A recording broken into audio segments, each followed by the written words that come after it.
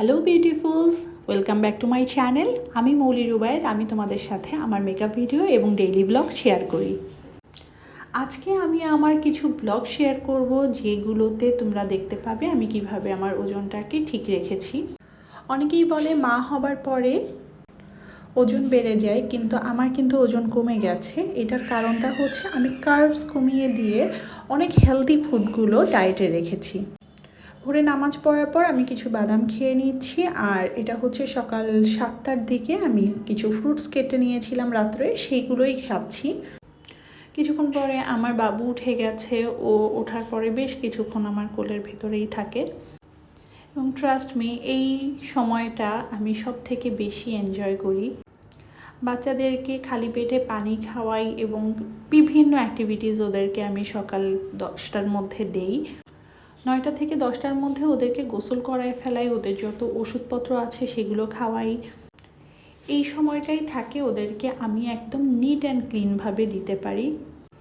এর পরের সময়টা হয়ে যায় ওদের স্কুল, ওদের খেলাধুলা, ওদের বাইরে যাওয়া, আরও অনেক কিছুতে। তো খাওয়া দাওয়া থাকে ওদের, সব কিছু মিলিয়ে একদম ক্লিন অ্যান্ড ক্লিয়ার একটা টাইম আমি ওদেরকে দিতে পারি না। এটা থাকে একদম দায়িত্বের একটা সময়।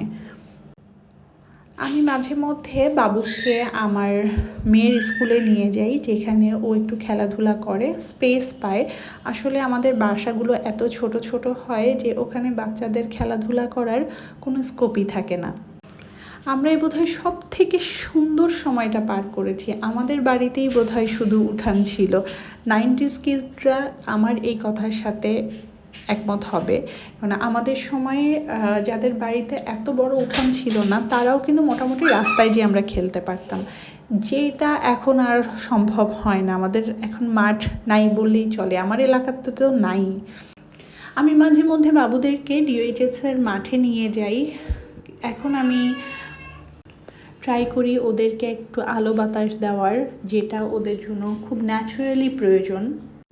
আর তার ভেতরেও চেষ্টা করি নিজেকে হ্যাপি রাখার, কেননা আমি দেখেছি যেদিন আমার মেজাজ খারাপ থাকে সেদিন আমার বাচ্চাদের সাথে বিহেভিয়ারও ভালো থাকে না, আর ওরাও সারাদিন খিটখিট খিটখিট করতে থাকে। তাই আমি চেষ্টা করি সকালবেলা উঠেই আমার নিজেকে একটা ছোট্ট মেকওভার দিতে, যাতে করে আমার নিজেরও মনটা ভালো হয়ে যায় এবং আমি ওদের সাথে সময়টা স্পেন্ড করতে পারি ভালোভাবে। তার থেকে বড় কথা, আমি যখন দেখেছি যে আমার বাচ্চারা দেখে যে আমি সেজেগুজে আছি, ওরা না খুব হ্যাপি হয়, ওরা বেশ এই সময়টাকে এনজয় করে। আমি নিজেও রিলেট করতে পারি। আমার মা যেহেতু একজন চাকরিজীবী ছিলেন এবং একজন এস্টাবলিশড মহিলা মেয়ে আমি, সুতরাং আমি এটা বুঝতে পারি যে মা স্ট্রং থাকলে বাচ্চারাও স্ট্রং থাকে।